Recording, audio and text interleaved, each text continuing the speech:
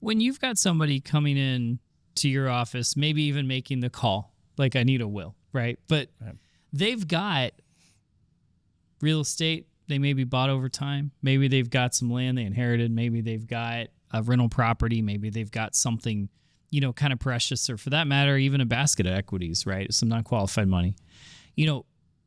Where do you kind of start that process of, okay, we need to look at this holistically? Right. Well, yeah, we usually start by trying to get the picture. Picture usually entails all their assets. You want to kind of get the family dynamic. Are they married or not? Because that does allow for some, tax planning as well as other things. Yeah. And you want to see where they want to leave the assets. It's not uncommon for people, especially with significant wealth, to include charities in their, and where they leave assets. But we want to get kind of a ballpark for what they have, whether or not we're going to be triggering any estate taxes. So that's kind of, a big issue. And you have different state and federal there too. Right. So you have, over 4 million in Illinois, and federal right now is 13.61 per spouse. So you could fall in one gap. I mean, you could fall in state without falling in federal. Right. But that's probably happens more than not when you're looking at the certain marketplace. Yeah, you are. And there's planning to address, especially when you have, depending on their age, if this is going to be a growing pot, depending on what you want to preserve the assets. So with real estate, especially, a lot of times it's, very unique, and they want to keep an asset and pass it down to the next generation.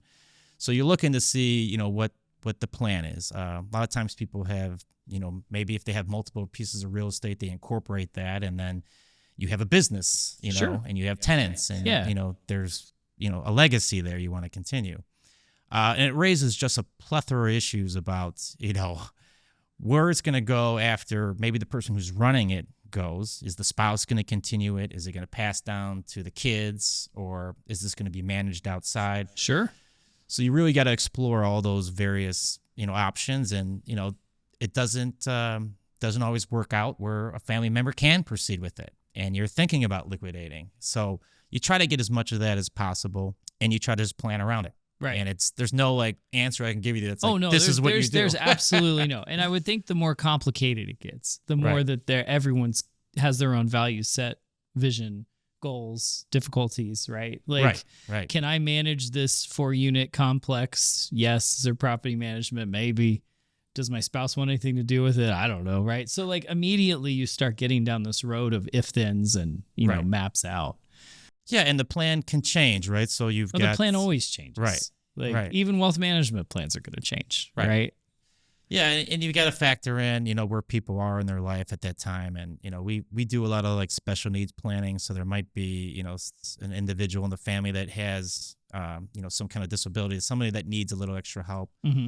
You may have somebody who doesn't maybe qualify, for a legal definition of disability, but maybe is a little bit of a spendthrift, some issues there. Sure.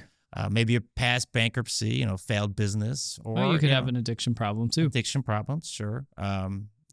Maybe there's marriage issues. You got to think about the divorce. It's a common question that we get. What do we do about a spouse that may be on the rocks? Or so a lot of that comes into the discussion, and you try to obviously meet all those needs, and they're so varied.